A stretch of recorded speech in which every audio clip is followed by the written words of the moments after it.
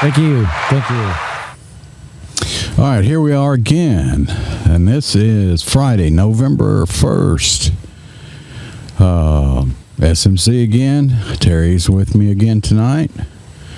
And we're continuing with the Ronnie James Dio themed episode. I'm not sure where we ended last time. Yeah, I am.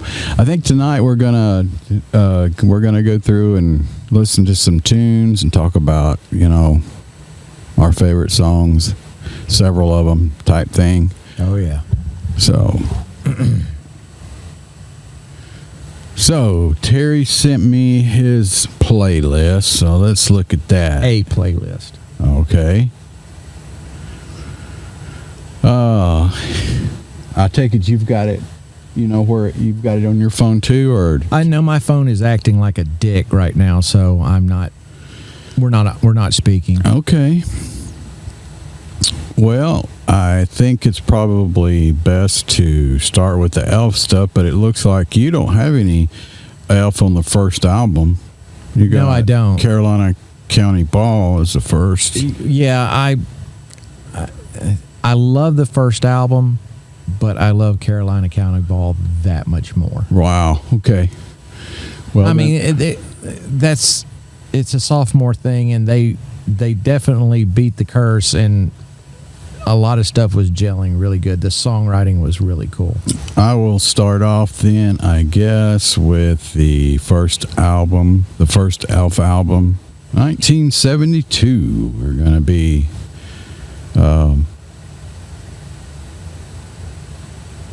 first up, and I think I'm going to go with Nevermore.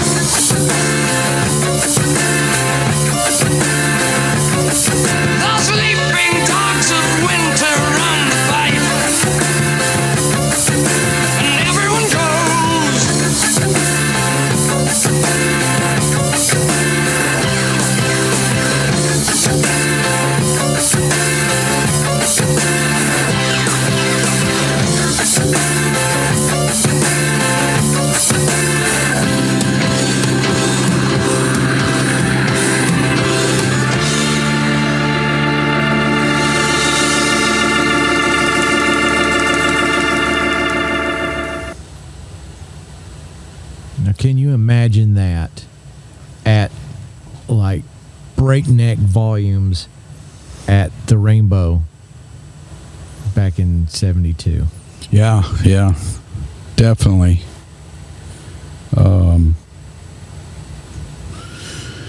Production on that's surprising to me too. You know, you can hear everything. You hear the bass great. You can hear the hi-hat, the drums. Everything sounds great. Vocals are amazing. First album, 72. That it's hard for me. I like all the songs on that album, but I think that's definitely one of my favorites. Absolutely. I like to change up in the middle of the song. Oh yeah. You know, break down, whatever you want to call it. So to keep this at a reasonable level, I think I'll, could play more songs off that album, but we'll move on to Carolina. Yeah, and LA 59. 59 was what you had on yours. So let's see if I can. Well, I had a couple, but LA 59 is definitely my favorite, and a little more indicative of the Elf sound from then on out. It was their stab at something commercial, but the piano just completely dashed that at the beginning of the song. All right, here we go with LA 59, which is from Carolina County, Carolina County Ball, which was what, 73? Yep.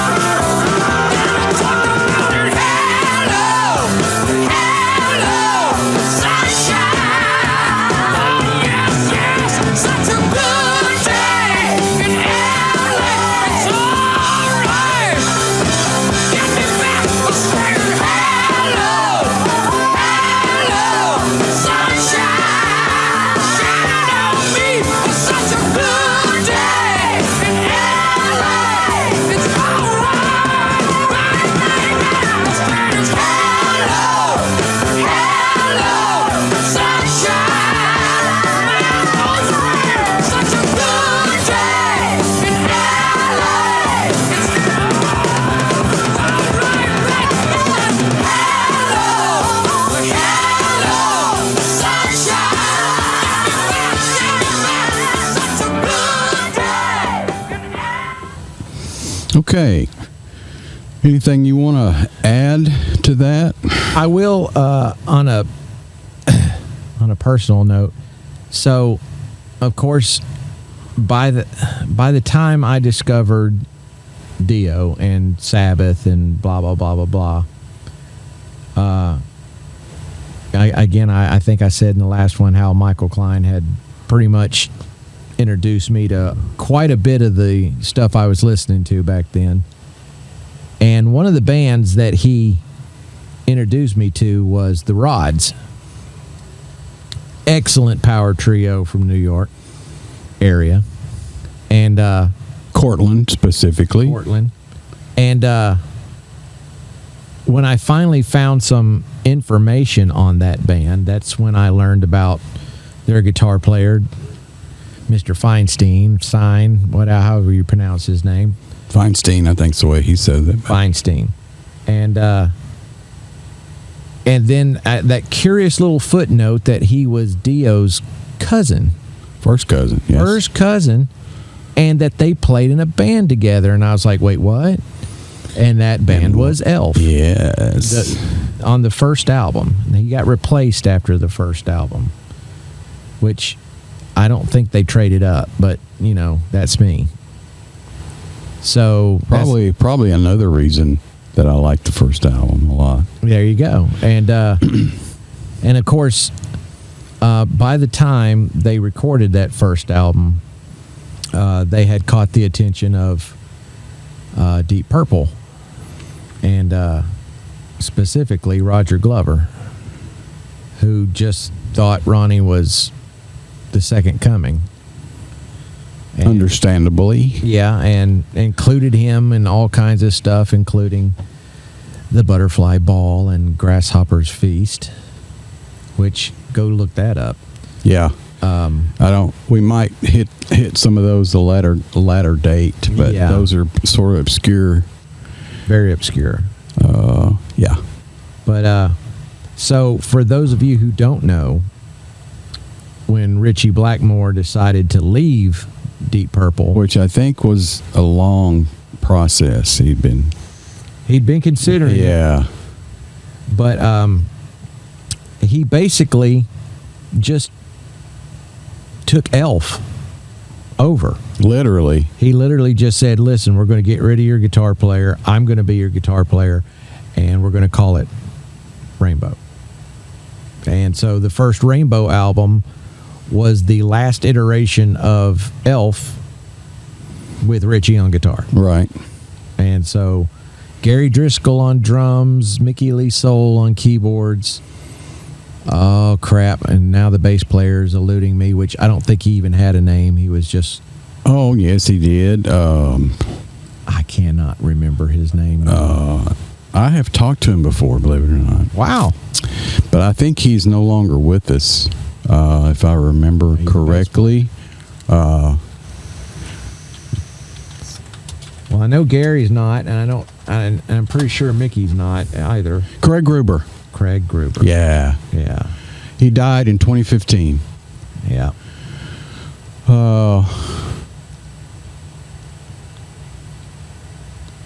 Let's see, what was I going to say? Oh, another cool little side thing, we're jumping ahead, is Dave, which Feinstein, with Ronnie's cousin, which was Elf.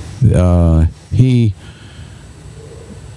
after the Rods, there was a project he worked on, a metal project, and he put out an album called Feinstein.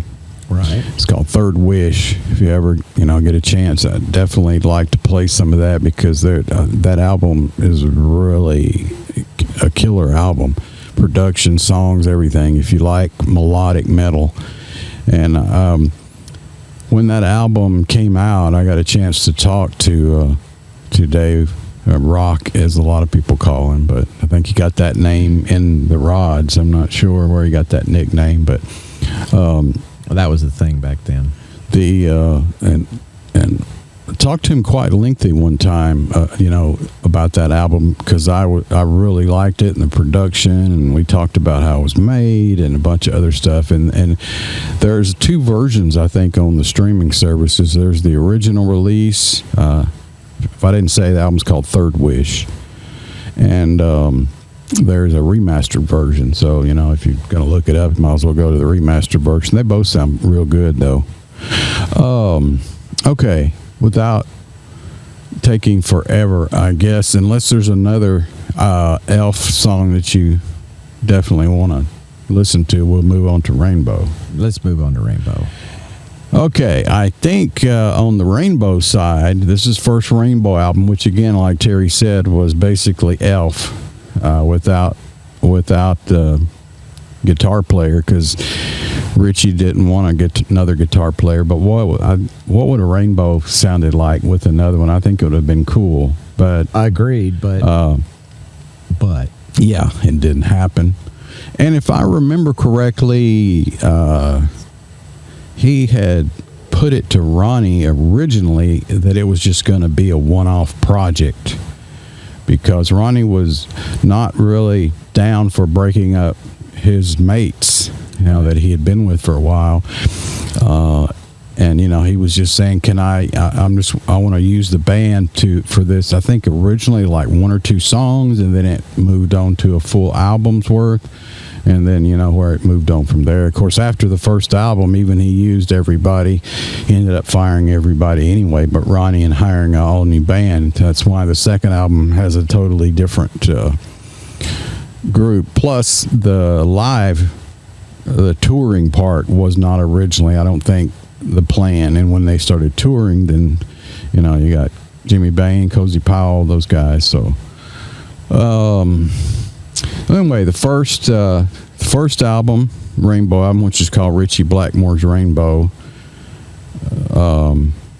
and knowing Richie's famous ego, I'm a bit surprised that later on he did say that album was misnamed, that it should have been called Ronnie and Richie's Rainbow. Yeah, believe it or not, he said that, which would sort of shock me. But, you have to think that Richie Blackmore at that time was like a guitar god, like you mentioned before, sort of the Eddie Van Halen of his day. And that he had a name, and Ronnie was virtually unknown out of a small area. Anyway, luckily on the first album, we sort of have some of the same taste.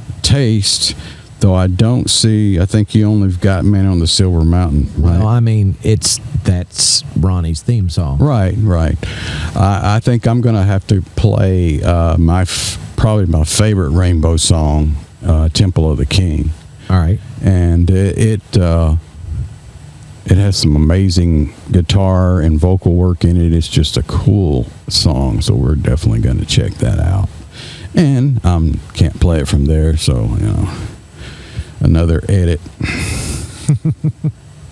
because I'm on your playlist. Well, I'm just saying, we can't do a podcast about his music and not play Man on the Silver Mountain at some point. Oh, definitely agree. Just say, I think the only other Rainbow song I put on there is actually my favorite Rainbow song. It just unfortunately happens to be on the worst recorded Rainbow album.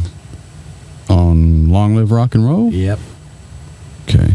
That definitely is. At least Dio era.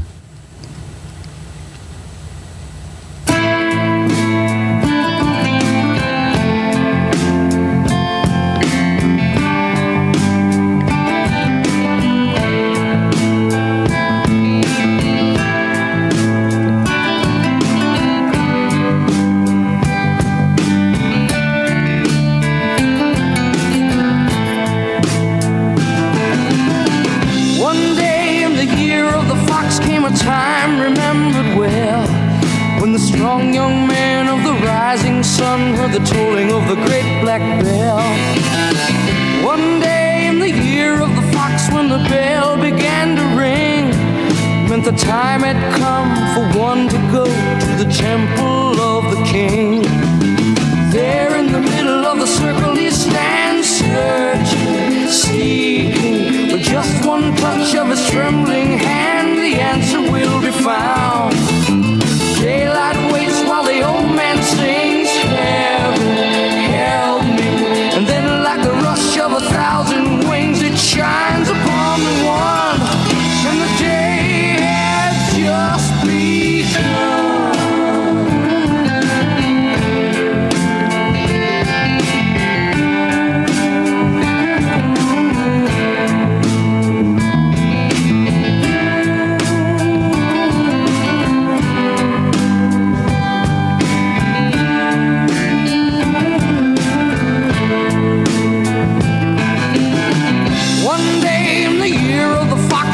Time remembered well, when the strong young man of the rising sun heard the tolling of the great black bell.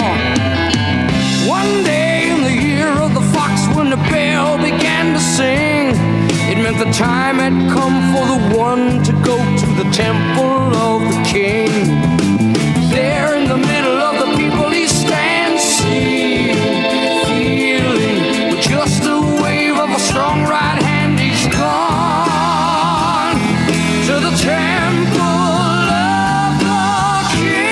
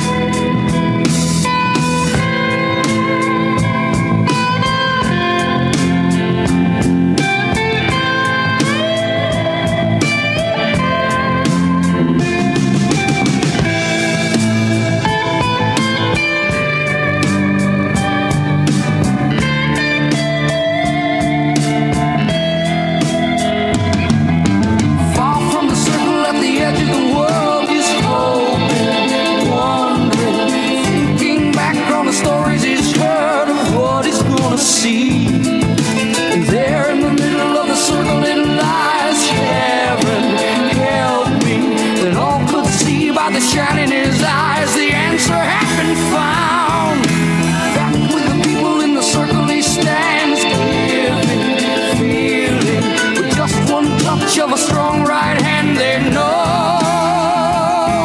of the temple and the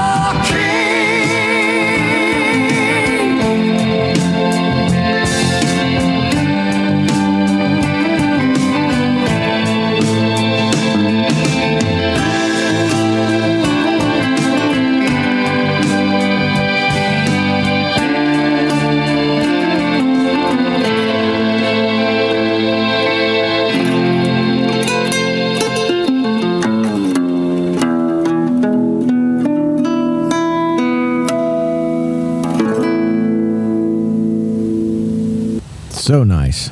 Wow. Well, if you notice, there are a lot of things going on in that song. A lot of guitars, several acoustics, bass work in it is amazing. The vocals, wow.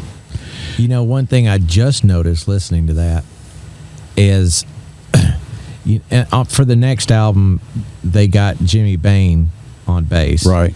And he's a great musician, but he didn't play like that. No. And when Richie got rid of him and got Bob Daisley, Craig and Bob are very similar in flavor. I never thought about it, but I think you are correct, sir. I could definitely hear Daisley type lines in that song, and I'd never paid that much attention. Craig is very underrated, and as you noticed, I looked it up because I popped in my head because Craig passed away in 2015. I remember. It doesn't seem like that long ago, but I remember chatting with him. I think it had to do with the Elf. They were proposing an Elf reunion. Dave, Ronnie, and Craig, and I think they were and Craig.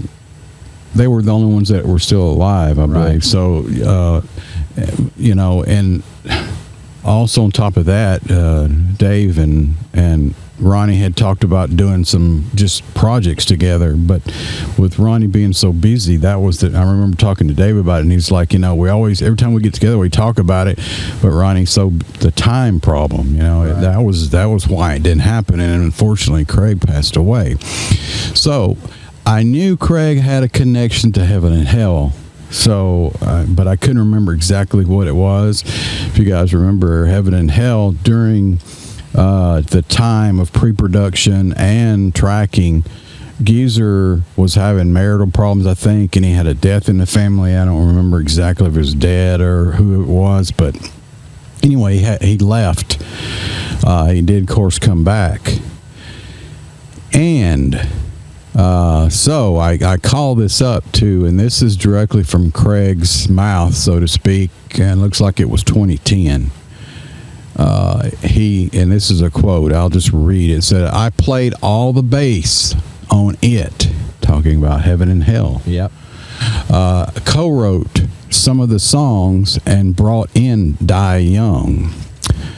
They got me in when Geezer Butler quit, and I spent 6 months working with them on the record. But when Geezer contacted them and said he wanted to come back, I encouraged it, by the way, and I felt that the band was better with all three of the originals in there. However, I was very upset when the album came out without my name appearing anywhere, despite the fact that they kept my bass parts and all the songs I had been involved with. Now, there's some contention on the bass parts. Geezer says he retracted the bass and did not listen to Craig's part. Mm. But I've heard both, and they're very similar. Mm. It could just be a lack of memory. That's a while back, so I have problems sometimes months, much less, 1979 or 80. Right. Anyway, he said he was upset, and despite the fact that they kept my bass parts and all the songs I'd been involved with, but we came to a suitable financial arrangement, and we got on fine these days. They were and are great people and great musicians. So was Craig's side of it.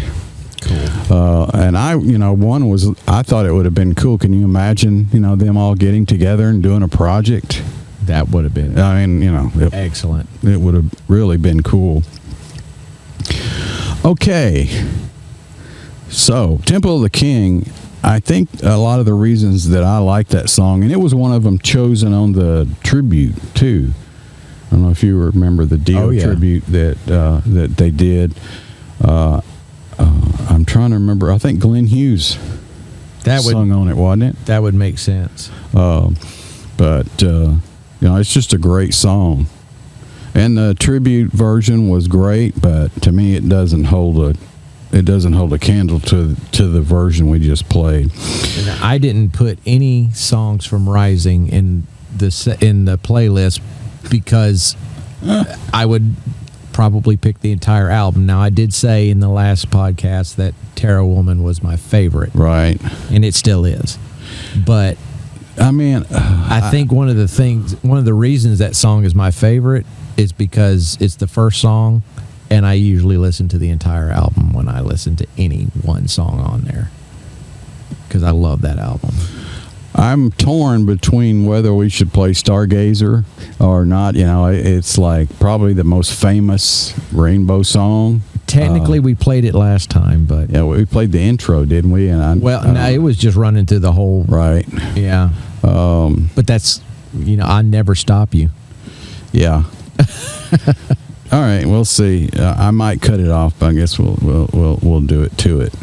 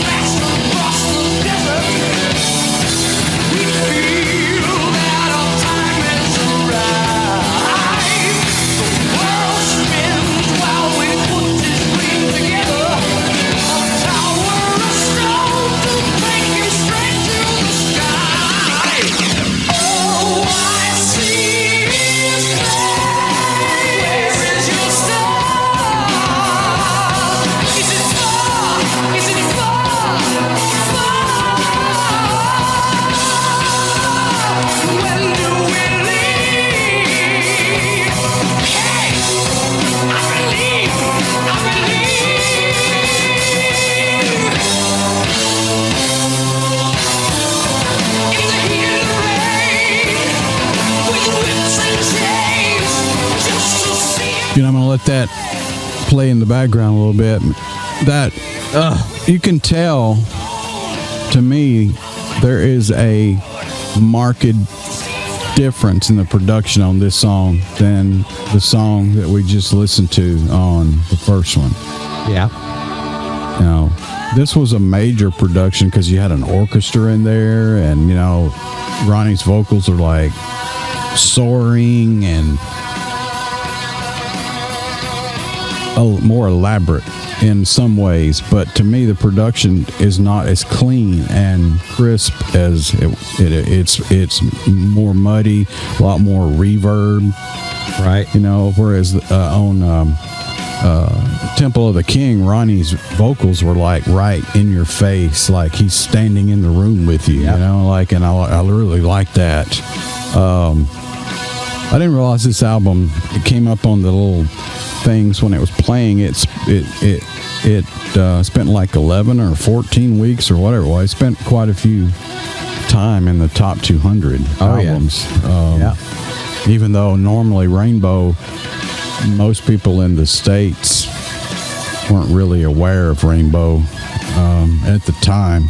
It was their Sgt. Pepper's.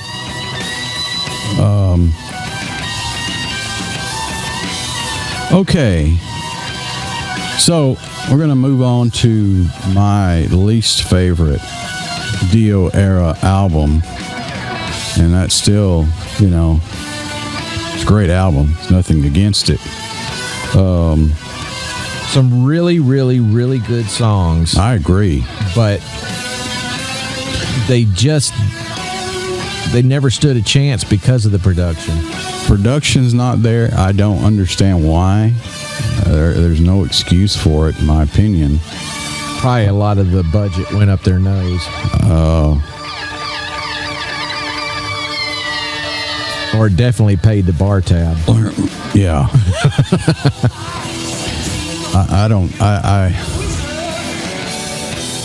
I haven't really read anything, and I read all the books I think out there that really comes to mind why it sounds like it does. And you would think with what that being the last album and what happened, Ronnie leaving Rainbow and all that maybe some things were going on. And there was things going on, but it didn't seem like to me that affected the production. I know they did it in a castle, wasn't it, or something? And they had, that was the famous seance things. And Ronnie has a story about he and Wendy. I think they had bought some china or something, and they were coming down the stairs, and he says they were pushed. That she was pushed down the stairs and almost, really seriously could have injured her, and that they had problems with a demon called Baal that they had talked to, and they had a lot of problems in the studio with equipment failures. And was that the Baal from hell, or was that the Carolina County Baal? Baal. And very humorous. I guess you could say he was the Baal from Stargate. There you go. There you go. But anyway, that's sort of an inside joke. But yeah, he has quite a few stories on that. Tape machine stopping, equipment breaking during tracking, tape breaking. Richie Blackmore being nice. Yeah. Like equipment turning off by itself, the complete lights being off. They'd walk out of the room, come back on, and the lights would be off, and they're like, "What? We just left." What? Just crazy. A lot of crazy stuff went on during that time, and Ronnie attributed it to Richie's messing with like a seance and the Ouija board and stuff, and Ball coming up and saying, that he was going to mess with them, and anyway. As far as I know, after this was all in the making of this album, I believe, if I'm remembering things correctly. So what song? I see you've got Long Live Rock and Roll, LA Connection, Kill the King, and Sensitive to Light. Well, right? Or is that yours or I'm on mine? I think that's yours. Okay. Right, sorry. Because I think the only two that I put on there, one was my very favorite Dio era Rainbow song, and that would be Gates of Babylon. Right. Love that song.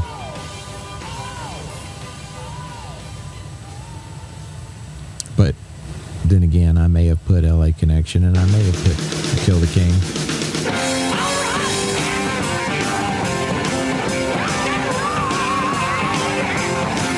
And before I heard this version, which of course they wrote the song, so this is the version of the song. I think I first heard this song covered by Lizzie Borden. Huh. I didn't even know they did it. So yeah, they did it on the first EP. Give Him the Axe. I think we'll play LA Connection. I remember something about that. What this song was about. Somebody in the band, the keyboard player, I don't remember exactly, that was from LA and kept making long distance phone calls and had to eventually leave and go back to LA or something. I'm not. Are we talking about Tony Carey? It might be, yeah. Tony was the keyboardist. I'm a little foggy on that. No. That's a lie. Tony Carey was on Rainbow Rising. By then it was Don Airy. Might have been Don, but I'm sure by post I'll figure this out and put his picture up, and like I usually do when I make a mistake or remember something wrong. But I think we'll play that in here.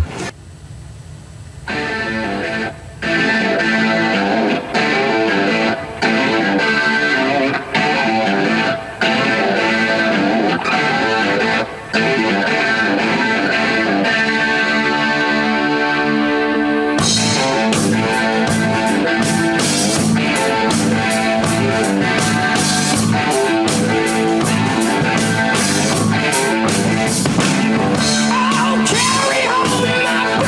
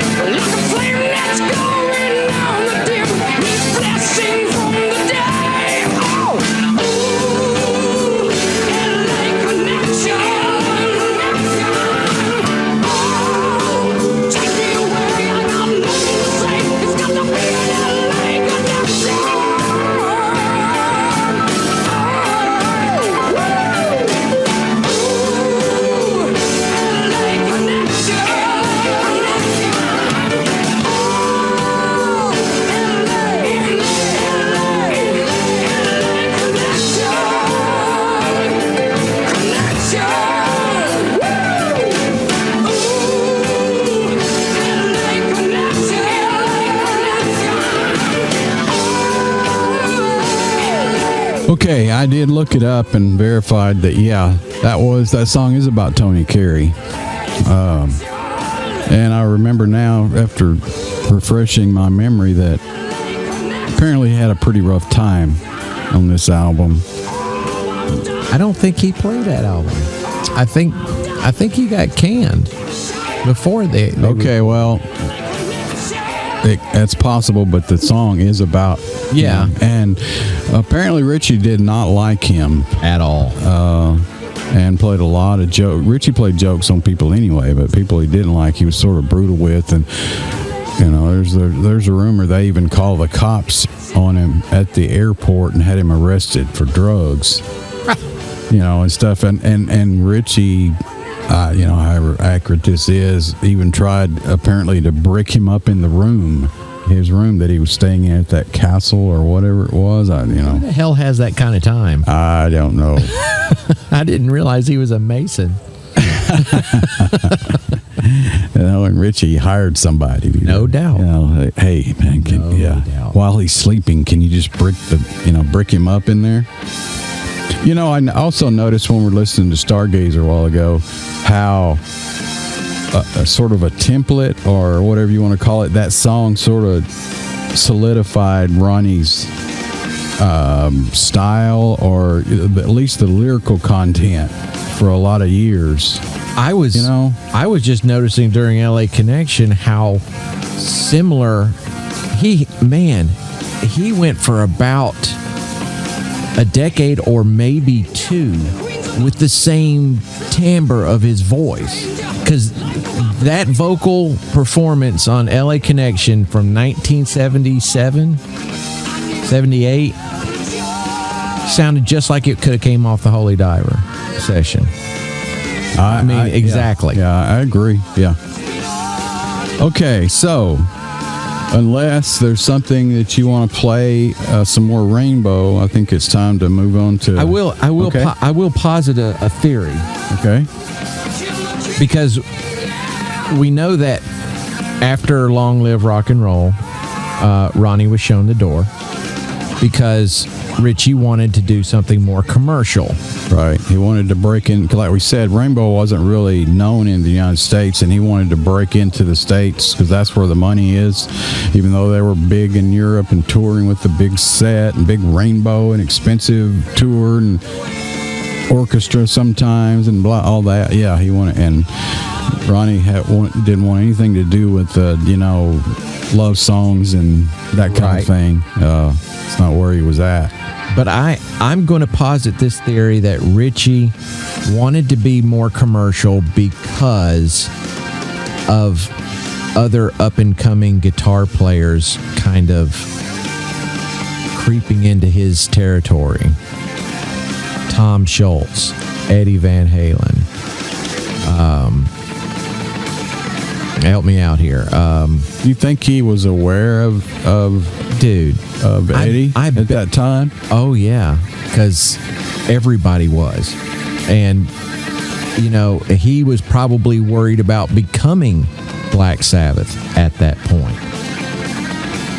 It's possible. That's not totally irrelevant. Who knows? That's not the story he gives, and not the story Ronnie gave, or anybody else that I know connected. But it's highly possible. I mean, I'm pretty sure that his ego had its own bus. Probably a couple of buses, no doubt. Okay, well, unless there's something in the Rainbow era that you want to step on, I think we'll move on up to Heaven and Hell. That's fine, because I'll never turn down Heaven and Hell. So the situation was, like we talked about, Ronnie decided to step away from Rainbow, which was a huge decision. Went from touring in one of the largest bands, at least not in the States, with one of the biggest guitar players. Had a house that the band owned, and fairly comfortable setup to living in his car, and no place to stay. And so, I mean, you can imagine the conversation he and Wendy had about this. That was a major decision. So anyway, sort of fast forward, he's in L.A. and he hooks up with Tony at the Rainbow, and Tony invites him to come sit in and jam with them because they don't have a singer. They'd gotten rid of Ozzy, and he, so initially, apparently Tony just said, let's go jam some and whatever, and Ronnie agreed. And it obviously turned into something completely more than that. I guess might as well start with the title track, huh? Might as well.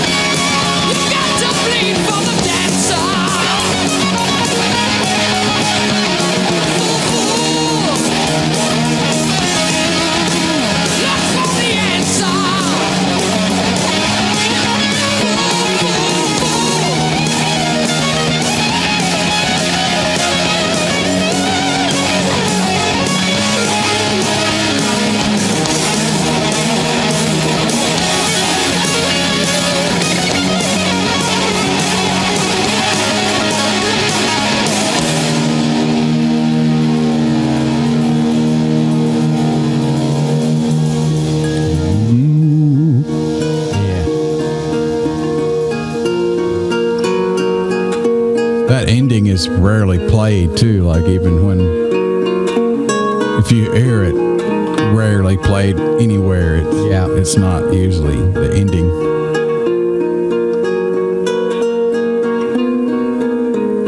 Multi-track.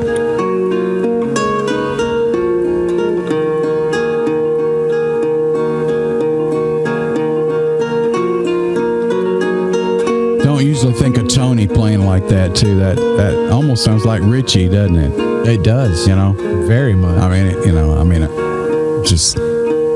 Oh, and that album was recorded. That was the last with Bill Ward. As a lot of you probably know, Bill says he doesn't even remember making this album. Can you imagine making a momentous album like this? A whole album now. I can understand not remembering parts or whatever if you're in particular shape, but he doesn't remember anything about it. That's crazy. Yeah. But I understand. It's hard for me to understand that. It was also produced by Martin Birch, which to me is one of the great producers of all time. Done in Criteria, down in Miami, and I don't think Criteria is still there. It might be, but I'm not sure. I love the story about how they would test the tracks out after they recorded them by going across the street to the strip joint and playing it there. Right. I love that story.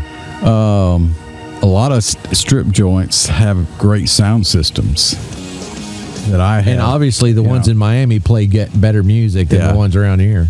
Not that I would know. Yeah. Not that I would know. Also, I a lot of the times I think of Heaven and Hell as being the song that they worked on first, and it wasn't. It was Children of the Sea that Tony had been working on when they fired Ozzy, and so that was the first one, and Ronnie apparently listened to it and went in and just wrote lyrics very quickly and came back and blew Tony away. And by the way,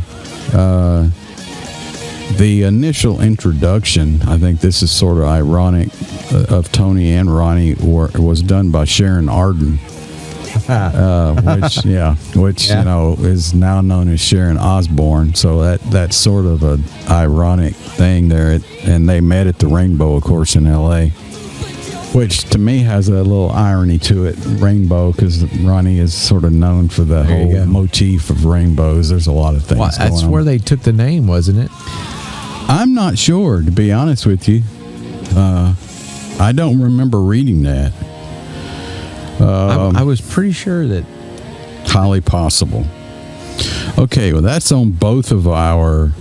Oh yeah, and you know, I really want to do Children of the Sea. That's like just an amazing song, but it's sort of like Stargazer.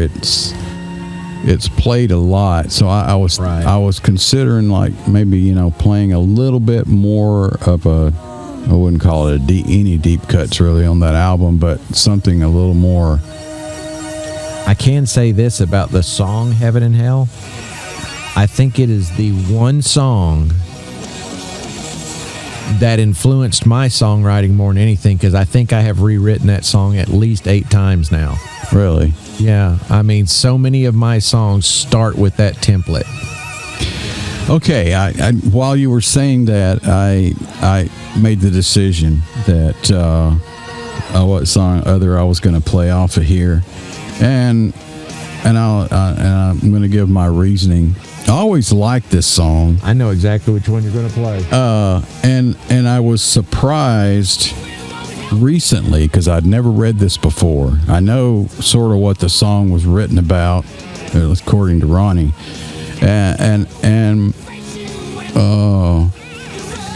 I was surprised to read that Tony said he didn't care for this song, and I never read that before. He thought it was either Tony or Geezer, and I don't remember which one actually. That said something about it, like, you know, they thought at the time it didn't fit, or which I don't agree. But anyway, we're gonna play Lady Evil.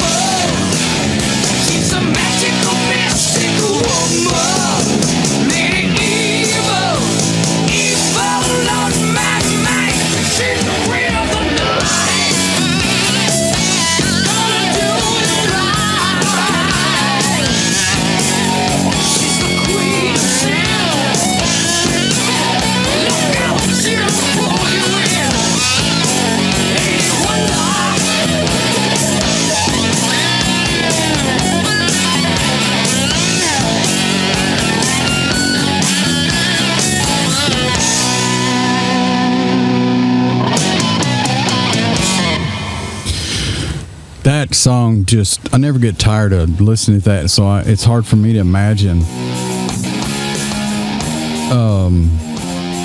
not liking it, I guess. The riff, it's got a rolling, and the bass line to me just sort of like, I could listen to the drums and the bass line almost by itself, you know. That's one of those songs that sounds like a bass solo with lyrics. Right. I was going to talk about the subject matter because I thought I remembered Ronnie talking about it, but I can't find any reference, so I'm not going to say what I think it was. If I can come up with some documentation to reinforce my faded out, decrepit memory, then you know, I'll do it, but in post. But I'm not going to do it here. I could play, and I'm sure you're the same way, I could play every song on this album. Agreed. You know, I mean, you know, just Agreed. because it's one of those albums like they used to be. Tony's guitar work is amazing. The bass, you know, work is amazing. The vocals, I mean, it's a perfect album, which there's not a whole lot of perfect albums in my opinion. Agreed. And it is one of them. So next up came a follow-up to this, and we talked about the other day, Mob Rules, and they sort of they were asked to do a song for the heavy metal soundtrack, which is a great animated movie, groundbreaking movie that I love, and I remember seeing it initially, and didn't have anything done, like recorded, so they went in the studio and recorded the title track of this album, Mob Rules.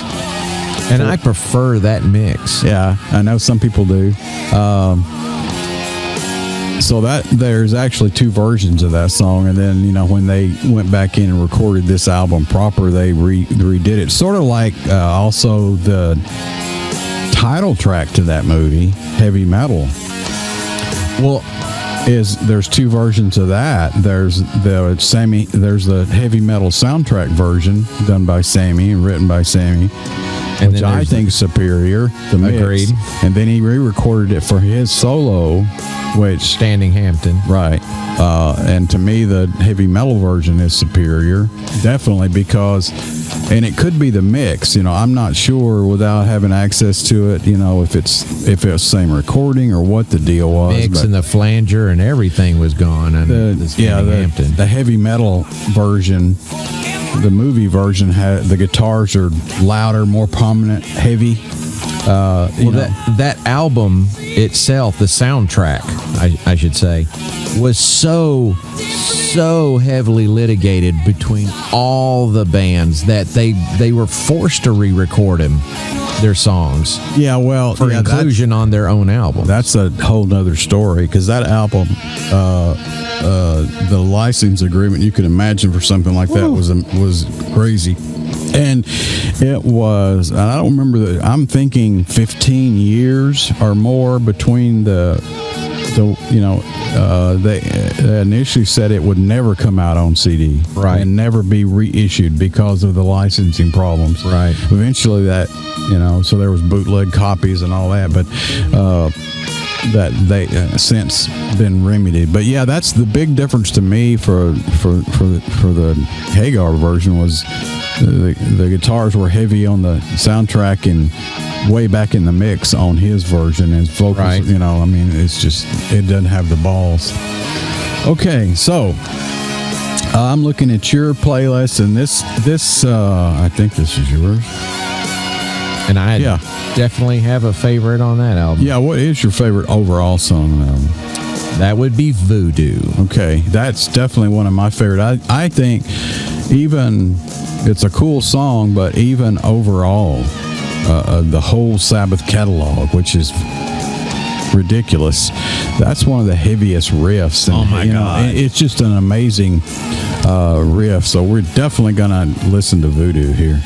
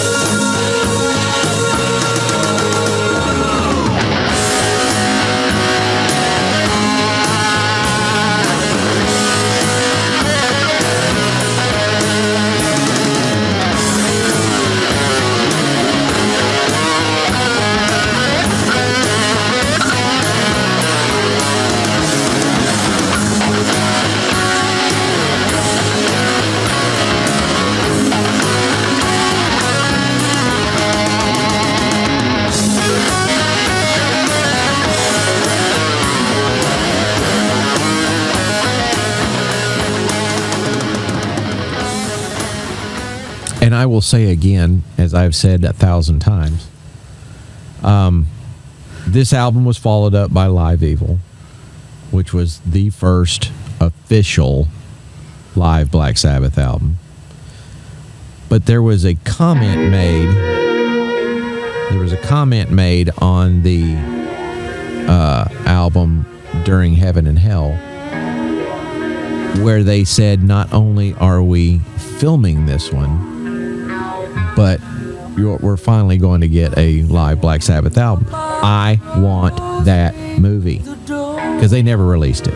Yeah, the only footage that has come to light was the BOC, the black and white, their black and blue tour with BOC. Right. But yeah, I have a feeling that all that footage is gone, which is so sad. Yeah, I know. I've seen something of the Mob Rules tour live on YouTube. There's something that floats out there. It's horrible quality, but that was just such a tremendous show. Yeah, this album, you know, I to me it's a great sounding album, but I notice really details that it's not, the production's not quite Heaven and Hell production. It is. No. It's just not. It's great sounding albums, and the songs are excellent. Martin Birch did produce it. It was done at the record plant, not in Criteria. I don't think that had anything to do with it. I think that they were all having some problems, drug-related problems. Even Birch was having problems, and it affected the production of this album. Also wish that they would have, because Birch went on to do the Iron Maiden stint forever. That's probably why he was having drug problems, because he was ready to play something in a faster tempo. Yeah, it's possible. But also read here that, and I didn't remember Geezer mentioning this in the book or anything else, but he says Sign of the Southern Cross, which I think is an excellent song, is his favorite track off the album. And I didn't remember that. And I don't hate him for that, because it's a great song. It's a tremendous song. It's epic. Yeah. But, and I'm probably going to get slapped for saying this in front of you, but one of the things that always bugged me about Dio live was the medleys. And technically, when you're listening to the album Mob Rules, that's the first medley, because Sign of the Southern Cross goes right into E5I50 into the Mob Rules. They're seamless on the record. And of course, then on Live Evil, it's what Heaven and Hell goes into Paranoid, goes back into Heaven and Hell, goes into Children of the Grave. And you're talking about the Live Evil album? Is that what you're... Correct. But yeah, I mean, as far as the studio goes, they did seamlessly blend Sign of the Southern Cross, E5, I50, and Mob Rules. But they weren't. That wasn't technically medley. That was just connecting songs. Right.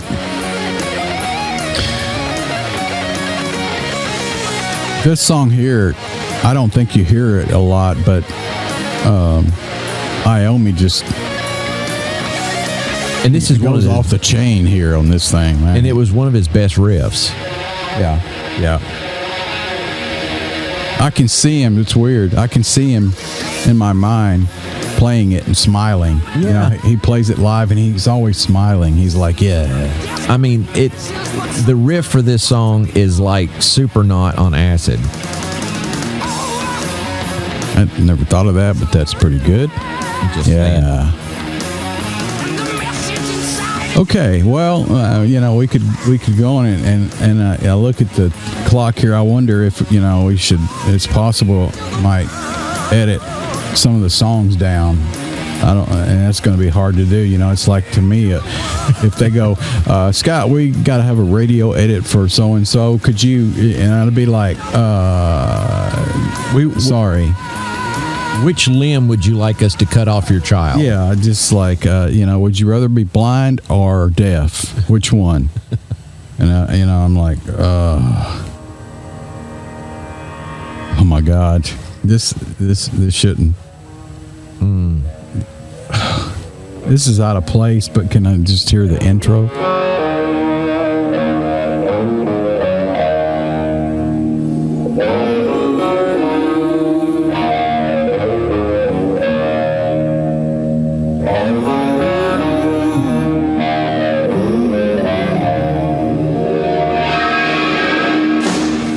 Wow. What an intro to a song. The second best riff on that album. Oh, wow. And it's one of my favorite songs. It's of Dio era. Period. I mean, really. And so, okay, I guess we should move on to the solo stuff, right? Isn't that where we're at? No time like now. Which puts us at Holy Diver. By the way, since Heaven and Hell did so great, brought the band back from oblivion, basically, and the record company extended their contract, Warner Brothers did. But at the same time, they also were smart, I think, and offered Ronnie a solo contract. Well, yeah. Which, came in handy when Live Evil mixing and came about and all that. Well, listen, as much as we love and adore Tony Iommi, Dio got all the credit for the resurgence of Sabbath because he was a tremendous force. He was the only addition, besides Vinny coming in on Mob Rules, but he didn't have anything to do with Heaven and Hell. So, if you were the executive or anybody else,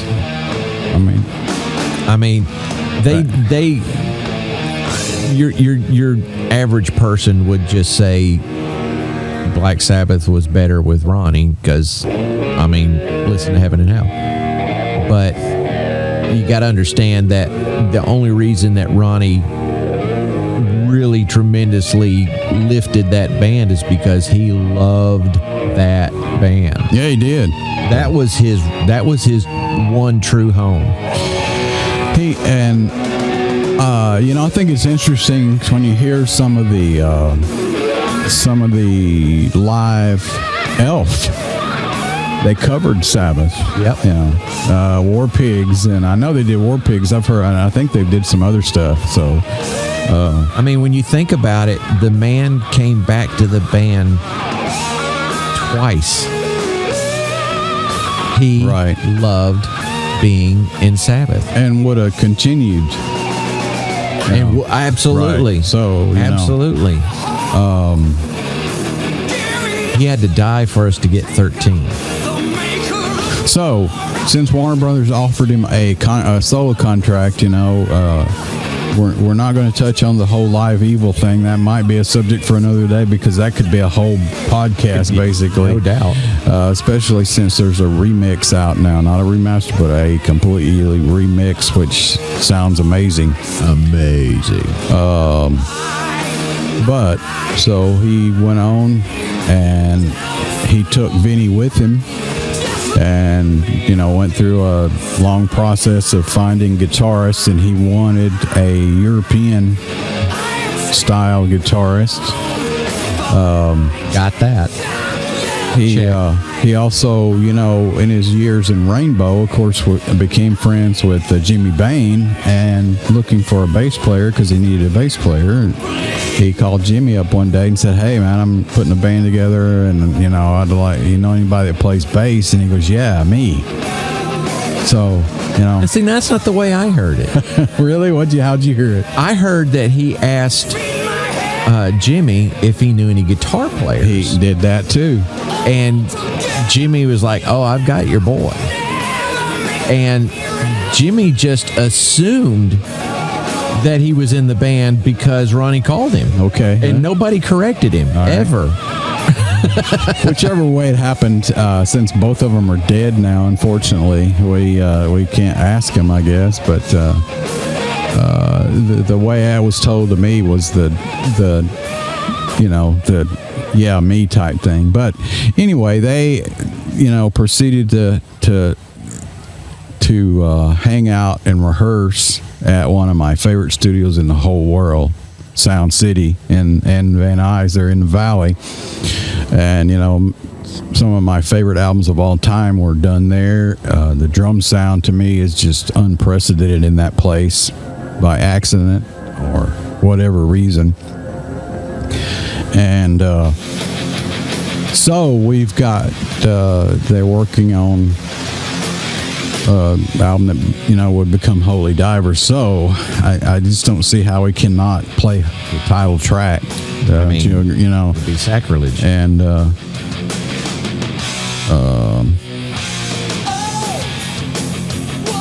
I wanted to make sure I did, because they recently, which is sort of really unusual, they here it is. They remixed that album. There's nothing really wrong with the original mix, and I was hesitant when I heard that they were going to do it. They remaster albums all the time, but remixing, you got to go back to the multi-tracks, and on a iconic classic album like that, it could be, it could turn out a lot of different ways. I can imagine myself saying, "Hey, man, here's the multi-tracks, we're gonna do this." Depending on how the multi-tracks are set up, or what they tracked and everything, it could sound totally different. And that would piss a lot of people off. Oh, yeah. Me included, probably. I would try to if you're going to do this, improve on some things, maybe change some things. If it was me doing it, I would, no fade outs. I want to know how the song's in. Have some count ins. Studio banter if there was there before, after the song, and just make it a cleaner, recording or album, but keep the same essence of the original. And I think what they came out with was exactly that. If I was given the project, I would have hoped that it would turned out like it did. So we're gonna play the remix from 2022.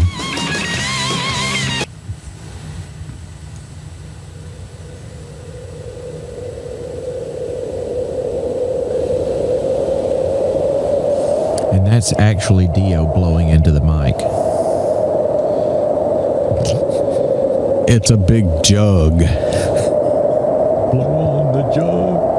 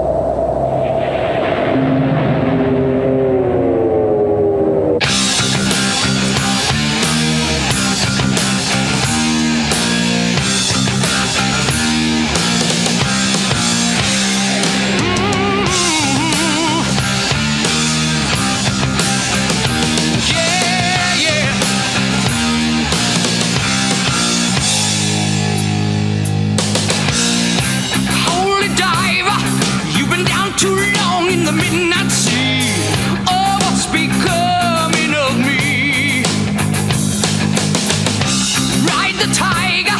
You can see his stripes, but you know he's clean. Oh, don't you see what I mean? Gotta get away, holy diver. Yeah. Got shiny diamonds like the eyes of a cat in the black and blue. Something is coming for you. Look out! Race for the morning. You can hide in the sun till you see the light. Oh, we will pray it's alright. Gotta get away. Get away. Between the velvet lies, there's a truth as hard as steel.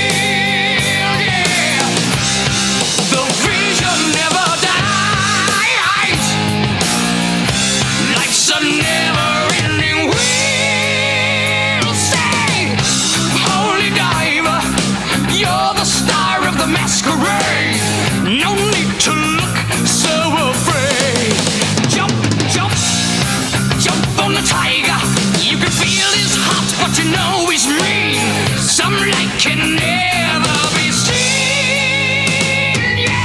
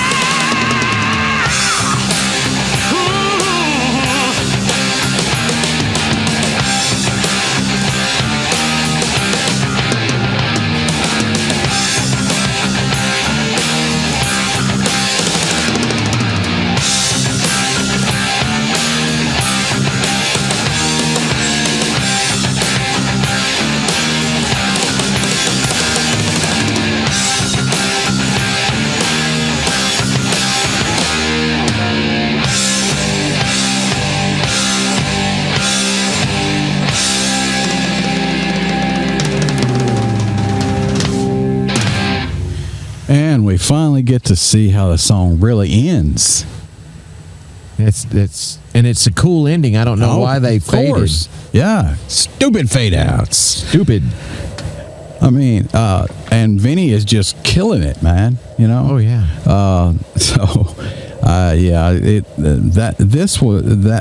Things like this were my favorite parts of this remix. Besides, you'll notice it's drier too. I mean, there's a lot less added reverb on everything.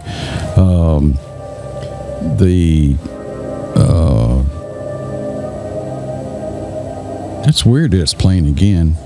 Well, I mean, your phone likes that song. I guess it does.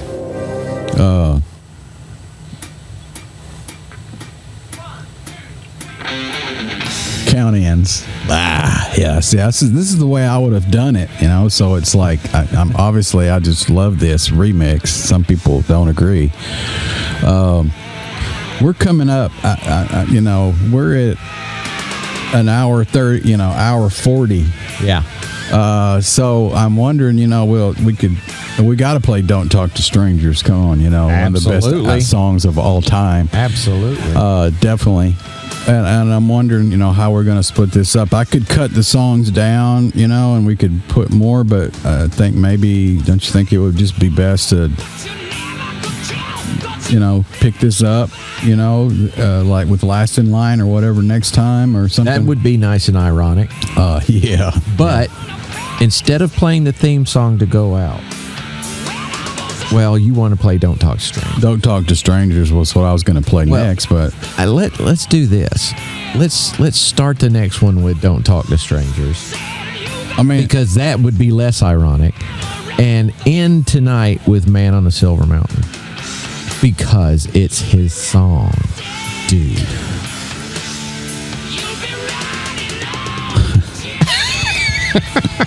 I want to play "Don't."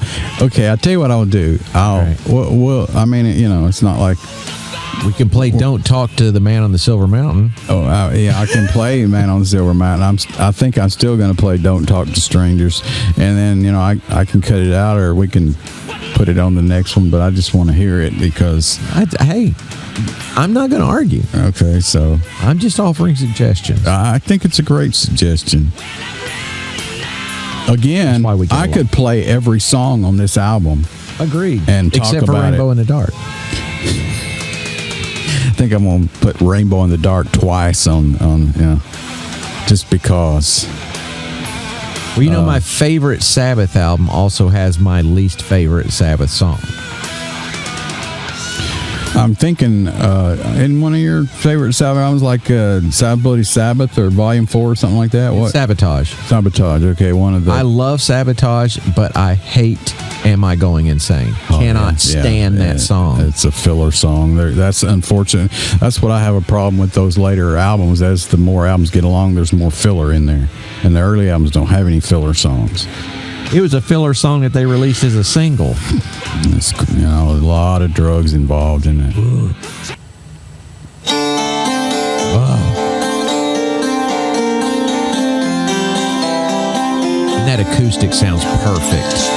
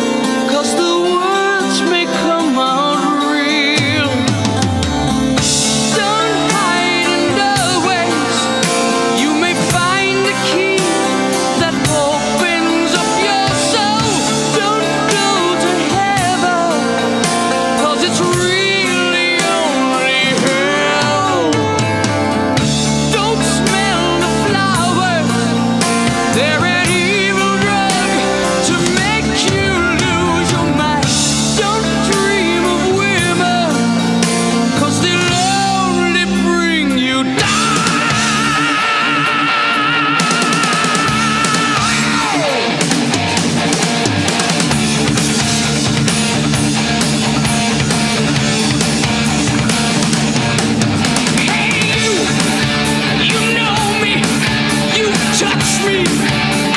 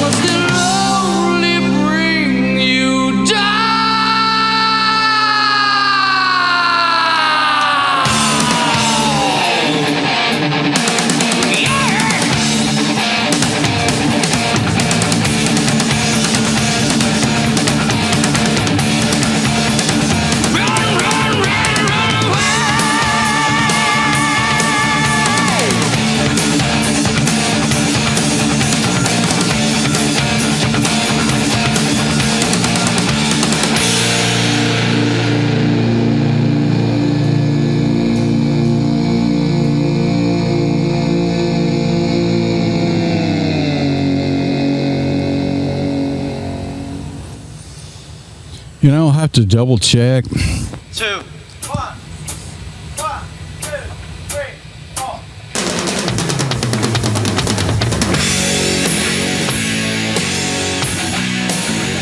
I think that song, the original mix, has some vocal additions that I did not hear this time, but I got to double check. There's "Don't Talk to Strangers." There's times when he adds a low, like evil sounding voice, like "Oh, don't," that I remember in the original mix, and I did not hear it in there. Well, I mean, it was there when he said, "It's really only hell." Right.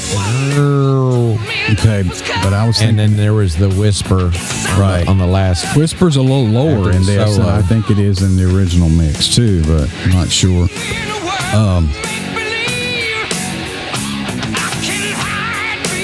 I've listened to the remix quite a bit, but not like headphones and really like, so I'm not sure about that. All right.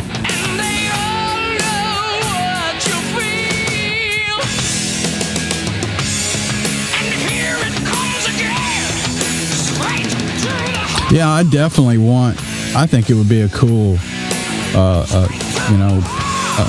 episode to go through this album in detail, the remix, and just, because it can, it's like heaven and hell. I mean, it can warrant it easily. And this was a really, in some ways, a more groundbreaking album in the sense that Heaven and Hell, brought Sabbath back from the grave, so to speak. Right. But this album was started. It's considered one of the metal originating. That type of album, and it actually, as far as I think, it sold more, believe it or not, in Heaven and Hell, which surprised me. It's been certified double platinum, at least. All right, we're gonna do go out with Ronnie's theme song, I guess, huh? It's only fair. Yeah, seems fair.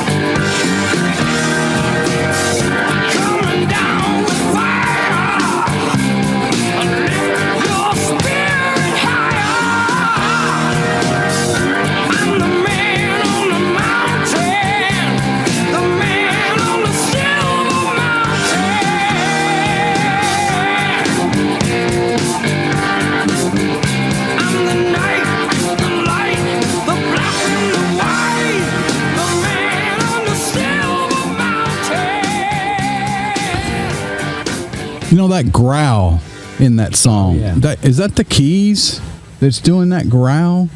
The keys? Yeah, you know keys. I thought at first it's bass, but the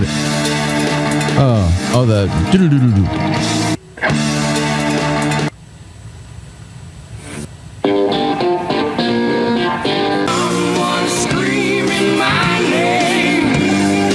Come and make me holy again. I'm the man on the silver mountain.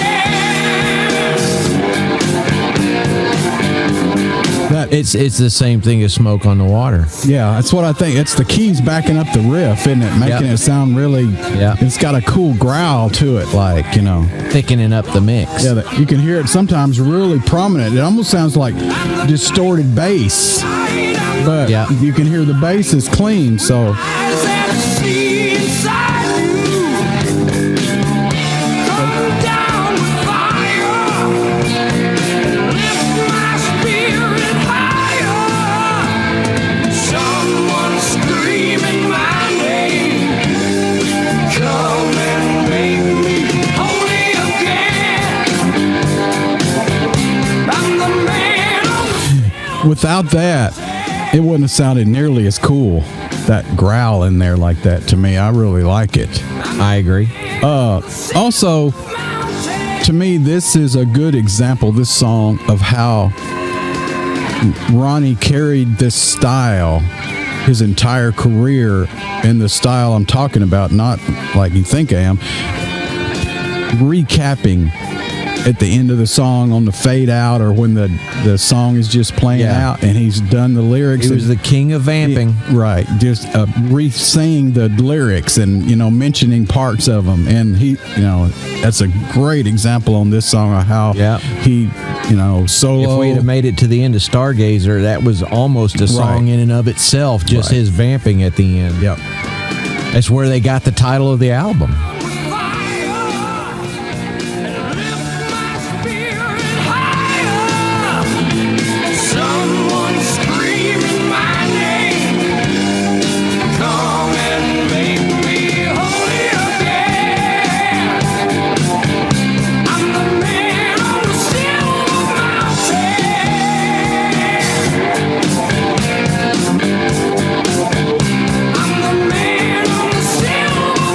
It almost sounds like John Lord, doesn't it? It sounds not quite as distorted. It has the same sound as Trampled Underfoot.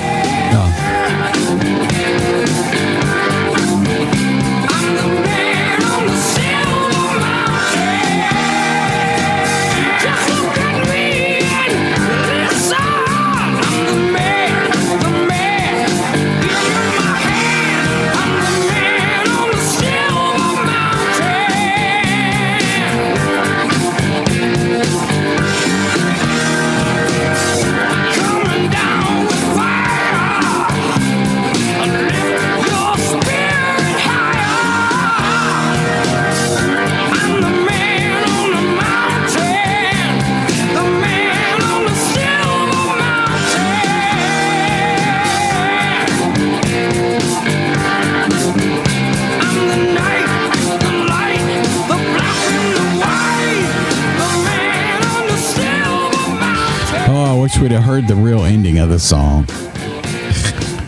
Well, and probably in the next 15 years. Yeah, whatever. These masters, these multi-tracks are gone probably.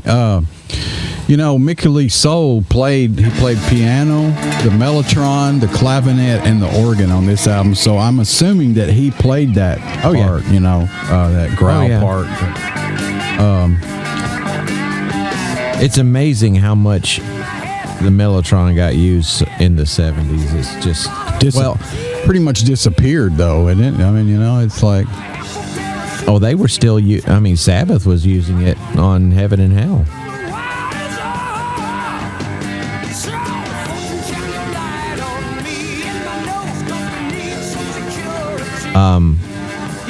Strawberry Fields Forever. Jeff Nichols was using a tape a voices tape, kind of the singing stuff. He was using that on a Mellotron for the song Heaven and Hell, where you hear the Gregorian chanting type. That's the Mellotron. Wow. It was used on Dream On. I'm just looking at various songs, scanning them.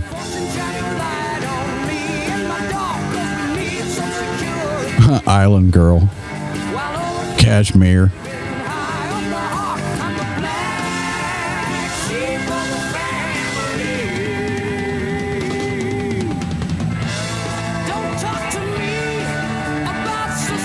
I don't know why I'm off on a tangent, but I guess I'm a delaying ending for some reason. Foo Fighters? Wow. Okay. I was just looking for some modern, more modern recordings that it was used on. Okay. Well, I guess we're going to wrap it up tonight. We're at 2 hours, so... Oh, yeah. It's Dio, man. Yeah. What can you say? It's been fun, too. I mean, it's almost more fun. And it's not like I'm sure either one of us hadn't heard any of these songs so many times we couldn't count. But, in the headphones and when you're really listening, sometimes you hear stuff that, I don't know. I think that's what's cool about music too. That's why I like watching film. Great films several times, and I always pick up different things. I never noticed that or whatever. And I think that's the good songs are that way. You can hear them so many times. Hey, speaking of good songs, I have a new album out. Oh yeah, okay. Shameless plug. Cryptid Tales. Yeah, it came out yesterday. Halloween, right? Yeah. Wonder who scheduled that. That was awesome. Whoever's idea was that to come out on Halloween, man. Your marketing people are pretty cool. They are. They're amazing. Yes. I have a hell of a project manager. Yes. She's also my caterer.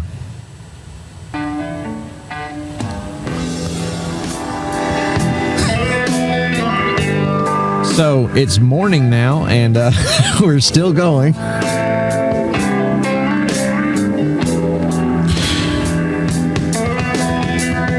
This song is very close to me with Temple of the King, in the sense that the production is very elaborate, layered, and his vocals are even more elaborate on this. If you'll listen to he's got a lot more layering on his vocals, and he's doing harmonies and stuff. Your eyes can't see.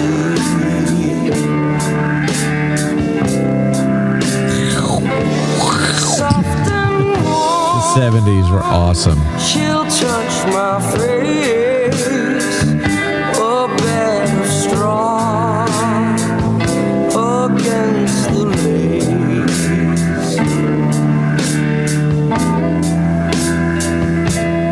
We believe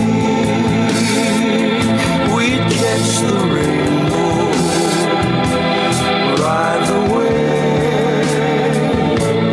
to the sun, sail away on ships of wonder.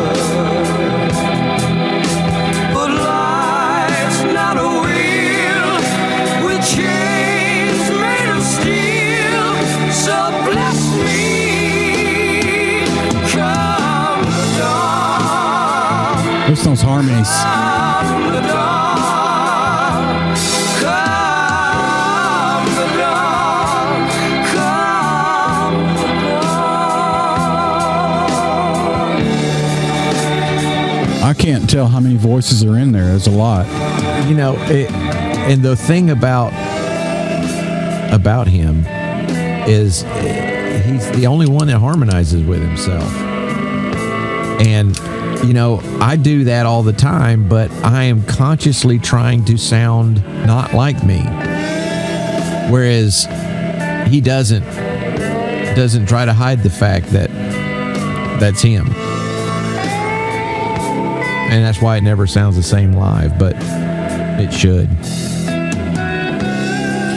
I was always impressed when I heard. I guess it's Jimmy. Jimmy sung with him a lot and did a.